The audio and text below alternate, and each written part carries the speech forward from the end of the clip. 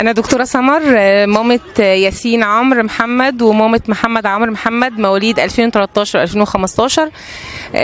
رأيي في الأكاديمية بتاعة المصري، طبعا شهادتنا فيها مجروحة، لكن هي أنا اللي خلاني أجي أكاديمية المصري، أنا طبعا مشتركة في نوادي تانية ونوادي كبيرة، بس اللي شدني هنا اكتر حاجه واكتر حاجه ميزت اكاديميه المصري الجو الاسري اللي كابتن رضا بصراحه عامله والكباتن عاملاه. مش بس بيهتم بالولد على المستوى الكروي او الرياضي او اي الحاجه من الحاجات دي كلها، بالعكس ده هو كمان بيهتم بالجانب التعليمي والجانب الاخلاقي والجانب الرياضي، وغير كده كمان بيهتم دايما ان الولاد دايما يبقوا في احسن صحه وفي احسن حال، دايما بيهتم بالوجبات بتاعتهم ودايما بيسال عن الصلاه، ودايما في مقاييس كتيره جدا جدا يعني الاكاديميه بتنميها اكتر منها رياضه.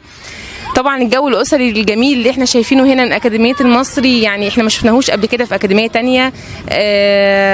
الجو الاخوي دايما لما حد من الولاد بيبقى تعبان او في مشكله او بيتعرض لاي حاجه، بصراحه بنلاقي كابتن رضا على طول تليفونيا او عن طريق التواصل الاجتماعي دايما بيسال عن الولاد عن صحتهم، لو حد فيهم تعبان لا كابتن رضا بيبقى اول واحد بيهتم بالامر ده. فيعني شكرا لاكاديميه المصري اللي قدموه لاولادنا، بصراحه ولادنا فرقوا كتير جدا جدا من ساعه ما جينا لغايه وقتنا هذا، فرقوا جامد جدا اخلاقيا ورياضيا وبدنيا وصحيا، فشكرا لاكاديميه المصري. انا ايمان محمد، مامة كابتن ادم، مواليد 2015. طبعا يعني الأكاديمية هنا جميلة جدا وعاملة جو أسري جميل فعلا، زي ما كلنا متفقين على هذا الموقف. يعني بصراحة الأكاديمية هنا يعني بتهتم بحاجات كتير، والكباتن كلها ما شاء الله يعني كلهم لازم برضو اخر التمرين بيقفوا يشجعوا الولاد، دي حاجه اساسيه اساسا عندهم، يعني ما حدش بيتخطى الموقف ده بصراحه.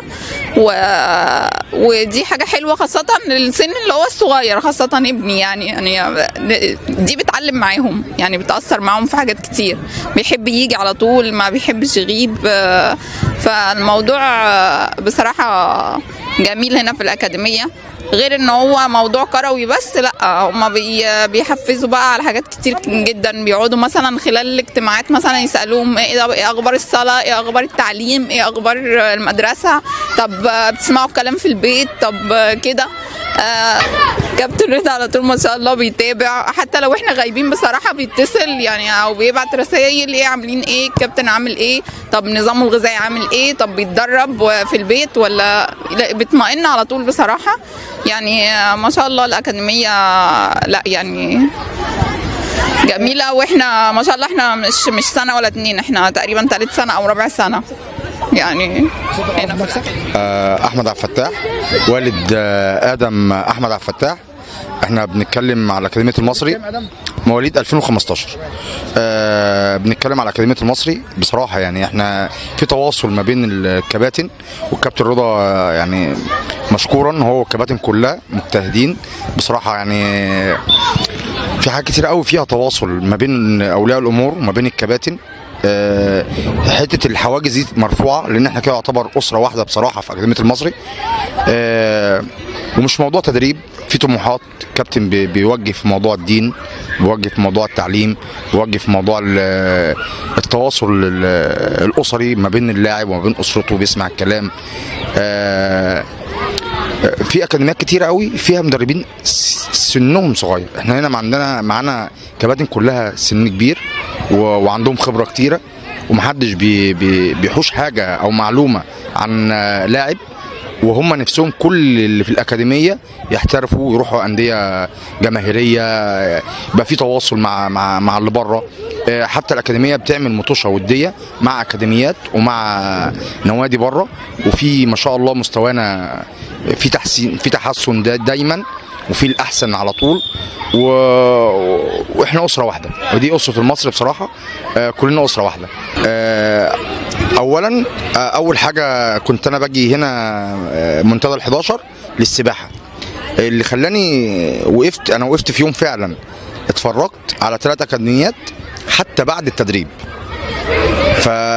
اللي خلاني يعني جيت هنا وخدت خطوه ان انا مع اكاديميه المصري بصراحه كابتن رضا، لان قبل ما اشترك معاهم كان في تواصل كبير قوي مع اولياء الامور.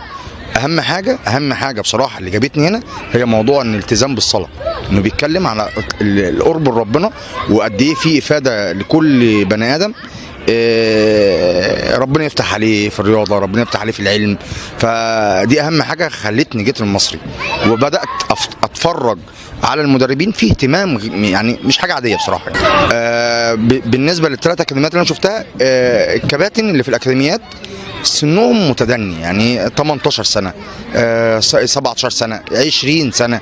فطبعا فين الخبره اللي عنده اللي هيديها لطالب رياضه، لان احنا هنا يعتبر مدرسه رياضه، فكله مستني الخبره يستفيد بيها اللاعب قبل ولي الامر.